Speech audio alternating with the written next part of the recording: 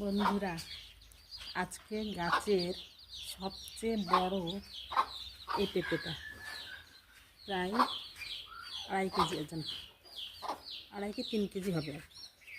অনেকে দেখুন, এটা এখন কাটবো।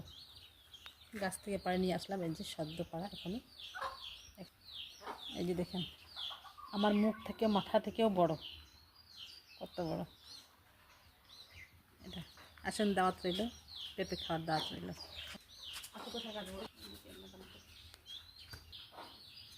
কাটি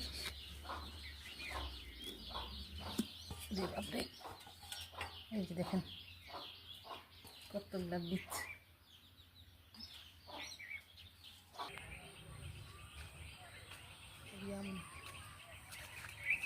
এই যে পেঁপে,